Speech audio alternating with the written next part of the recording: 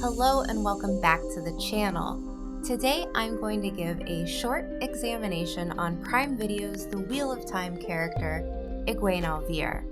This wasn't a topic I planned on recording, but after watching Brandon Sanderson's live stream, I was inspired by a couple of his comments, namely his confusion or perhaps disagreement over character arcs and themes, specifically on the character of Egwene, because her storyline and book changes made the most obvious sense to me. Side note, this is no way an attack on His Royal Fantasy Highness Brando Sando. I just happen to be motivated by some of his critiques. Also, this video will contain no major spoilers, but I will be talking about some of Egwene's characteristic traits in the books and why they are important to the choices made by the television show. So if you like these types of videos, let me know by liking this one and subscribe to the channel. So let's begin. To understand some of the choices made by the show, we have to look at Egwene's introduction in The Eye of the World, Book 1 of the Wheel of Time series. Unlike the show where she is whisked away by Moiraine, Book Egwene joins the Fellowship looking for adventure. She's not Ta'Viren, the Trollocs aren't after her. She stubbornly wants to join along because she's always had an independent streak. She's always wanted to be the best, excelling at any new opportunity that comes her way, and is quick to leave her past behind for future endeavors. It's the defining moment of her character's story. But the show hasn't quite presented this yet because Egwene's motivations aren't as obvious as, I want to be the best and rise to the occasion at every given chance, because in the show, she is basically commanded to leave the Two Rivers versus having the agency to make the choice herself. Because of this, we don't get to see her determination like it's presented in the books. And that's where Egwene freeing herself in episode 208 comes into play. I'd like to use Sanderson's quote here as a talking point because he says, I really don't like that she just got herself out. It's setting up that the heroes don't need each other.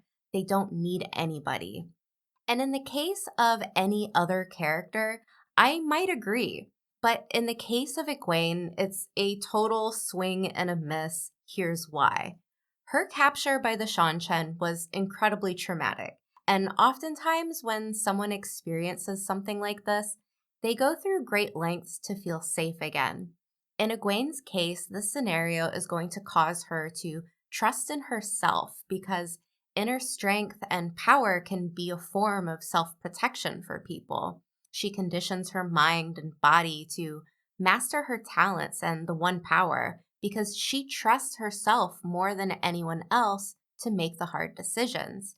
To feel safe, she has to rely on herself because, as we've seen, sometimes help comes too late. It motivates her to train the hardest, being the best, and putting herself in a position of power so she's never abused again. Her trauma and the fact she saves herself works much better, leading her to the parallel path of Book Egwene, which zooms in on an almost obsession regarding self-reliance. If someone else saves Egwene, her motivation isn't as exaggerated. Her self-reliance could come off as power-hungry versus a trauma response. It works well as a character motivation. And out of all the main characters, the theme of needing to work together isn't something I'd really ascribe to Egwene Alvear. From beginning to end, her character arc is more about self-sufficiency and leadership, not teamwork and harmony. One of her last challenges to overcome in the book series is actually working with others when she believes her opinion is best. So I think this change is actually quite poignant. After her time in Falme and her escape is where Egwene becomes really hyper-focused on being the best and craving the knowledge to make it happen. Had she been saved by someone else, the motivation isn't as extreme. Now, the biggest argument for Egwene rescuing herself is that it diminishes Nynaeve's plotline. So let's examine that. Does it undermine her character to not rescue Egwene? While I do think that Nynaeve saving Egwene would have been really satisfying to watch for the payoff it gives to Nynaeve's character, the version we got actually empowers Egwene's journey without taking away from Nynaeve's.